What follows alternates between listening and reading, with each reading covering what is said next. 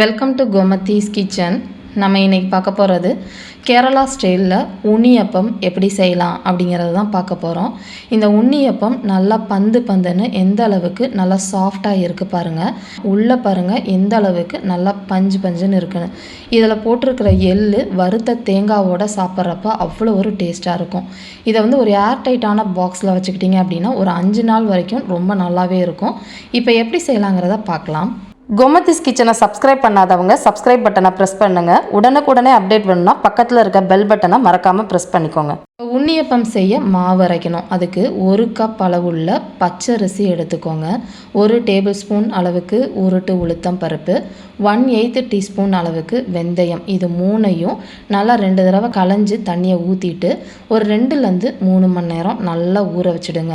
இப்போ இதுக்கு 1/2 கப் அளவுக்கு வெல்லம் எடுத்துருக்கிறேன். இந்த வெல்லத்தை நம்ம அழுக்கு வடிகட்டணும். அதனால் கொஞ்சமாக தண்ணியில் கரைச்சி வடிகட்டிட்டு அந்த தண்ணியை வச்சு தான் இப்போ நம்ம அரைக்க போகிறோம். அதுங்குள்ளேயும் இப்போ நம்ம ஊற வச்சுருக்கிற அரிசியை இந்த மாதிரி ஒரு ஸ்ட்ரெயினரில் வடிச்சிட்டோம் அப்படின்னா இதில் இருக்கிற தண்ணியெல்லாம் சுத்தமாக வடிஞ்சிடும். நம்ம வெள்ளை தண்ணி ஊற்றி அரைக்கிறப்ப சரியாக கன்சிஸ்டன்சி வந்துடும் மாவோடது.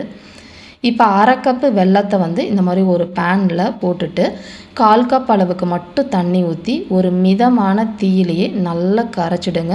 நம்ம பாகு எதுவுமே காய்ச்ச போகிறது கிடையாது. வெல்லத்தில் இருக்கிற அழுக்கு தூசு மண் போகிறதுக்காக இதை மாதிரி நல்லா கரைஞ்சதுக்கு அப்புறமா அடுப்பை ஆஃப் பண்ணிவிடுங்க. இப்போ இதை ஒரு ஸ்ட்ரெயினரில் நம்ம வடிகட்டி எடுத்துக்கலாம். இப்போ இந்த வடித்த தண்ணியை வச்சு மட்டும்தான் நம்ம அரைக்க போகிறோம். அதுக்கு ஒரு பெரிய மிக்ஸி ஜாரில் இப்போ வடித்த அரிசியை போட்டுக்கோங்க. கூடவே இப்போ நம்ம வடித்து வச்சுருக்கிற வெள்ளை தண்ணி, அப்புறம் வாழைப்பழம். நான் பெரிய வாழைப்பழமாக இருக்குது அப்படிங்கிறனால இதில் ஒரு 3/4 பழம் மட்டும் சேர்த்துக்கிறேன். ரொம்ப சின்ன பழமாக இருந்துச்சுன்னா 2 பழம் சேர்த்துக்கோங்க. கூடவே ஒரு 2 ஏலக்காவையும் இதிலேயே சேர்த்துட்டு தண்ணி எதுவும் ஊற்றாமல் நல்லா நைஸாக அரைச்சி எடுத்துகிட்டு வந்துடுங்க. திருன்னுலாம் இருக்கக்கூடாது. இப்போ அரைச்ச மாவோட கன்சிஸ்டன்சி பார்த்திங்கன்னா இந்த அளவுக்கு இருக்கும். இதை ஒரு பாத்திரத்தில் மாற்றிட்டு ஒரு 1/8 டீஸ்பூன் அளவுக்கு உப்பு சேர்த்துக்கோங்க. சேர்த்துட்டு நல்லா கலந்துக்கோங்க. மிக்ஸி ஜார்லேருந்து தண்ணியெல்லாம் அலம்பி ஊற்ற வேண்டாம். இந்த மாவு கன்சிஸ்டன்சி நமக்கு சரியாக இருக்கும். இப்போ இந்த மாவை நம்ம ஒரு 2லேருந்து 3 மணி நேரம் புளிக்க விட போகிறோம். கொஞ்சமாக புளிச்சா போதும், ஓவர் நைட்லாம் புளிக்க வச்சிடாதீங்க. வாழைப்பழம் போட்டிருக்கனால கருத்துடும். அதனால் இதை புளிக்க வச்சுட்டு நம்ம எப்படி செய்யலாங்கிறத பார்க்கலாம்.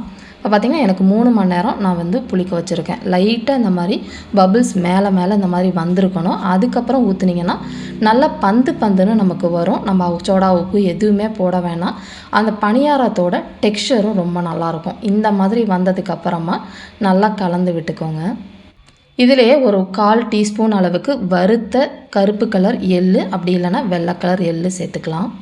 கூடவே பார்த்திங்கன்னா 1 டேபிள் ஸ்பூன் அளவுக்கு கோதுமை மாவு இதில் சேர்த்துக்கோங்க. இதில் ஒரு 1/4 கப் அளவுள்ள இந்த மாதிரி பொடியாக நறுக்கின தேங்காவை நெய்யில் ஊற்றி இந்த மாதிரி நல்லா செவக்க வறுத்துட்டு வந்துடுங்க. இந்த மாதிரி வறுத்த தேங்காவை இதில் போட்டு செய்கிறப்ப நம்ம சாப்பிட்றப்ப ஒரு கடிக்கும் இது வந்துச்சு அப்படின்னா ரொம்ப நல்லா டேஸ்ட்டாக இருக்கும். இது எல்லாத்தையுமே நல்லா கலந்துக்கலாம். இப்போ கோதுமை மாவு போட்டிருக்கனால கொஞ்சம் திக்காக இருக்கிற மாதிரி இருக்கும். அதனால் 1 டேபிள் ஸ்பூன் அப்படி இல்லைன்னா 1/2 டேபிள் ஸ்பூன் தண்ணி ஊற்றி நல்லா கலந்துக்கலாம்.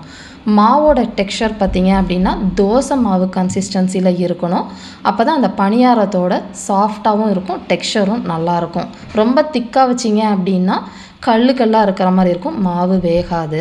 இப்போ நம்ம பணியார சட்டி சூடு பண்ணிக்கலாம். அதுக்கு பணியார சட்டியில் நல்லா ஒரு 1/2 குழி அளவுக்கு நெய் ஊற்றிக்கலாம். நெய்யப்பத்துக்குன்னு பார்த்திங்கன்னா நெய்யும் எண்ணெயும் அதிகமாக இருந்தால் தான் நல்லாயிருக்கும். நீங்கள் ஒன்லி நெய்லேயும் செய்யலாம், இல்லை எண்ணெயிலையும் செய்யலாம். இப்போ ஒரு குழியிலையும் 3/4 குழி அளவுக்கு மட்டும் மாவு சேர்த்துக்கோங்க. முழு குழி ஊற்றிட வேண்டாம். அப்போ தான் நமக்கு வெந்து வரப்போ நம்ம திருப்புறதுக்கும் சரியாக இருக்கும்.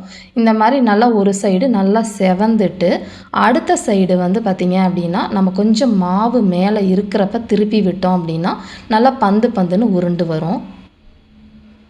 இந்த நெய்யப்பத்தை பொறுத்த வரைக்கும் கொஞ்சம் நெய்யும் எண்ணெயும் அதிகமாக சேர்த்தோம் அப்படின்னா தான் அந்த கலரும் டெக்ஸ்சரும் ரொம்ப நல்லா வரும். இப்போ 2 சைடும் இந்த அளவுக்கு செவந்ததுக்கப்புறமா இந்த மாதிரி எடுத்துடுங்க. நெய்யப்பம் ரெடி ஆகிடுச்சு. இதோ மாதிரி அளவுகளோட இந்த உன்னியப்பம் நெய்யப்பத்தை நீங்கள் செஞ்சு பார்த்துட்டு எப்படி இருக்குங்கிறத கமெண்ட் பண்ணுங்கள். வீடியோ பிடிச்சிருந்துச்சு அப்படின்னா லைக் பண்ணுங்கள், ஷேர் பண்ணுங்கள்.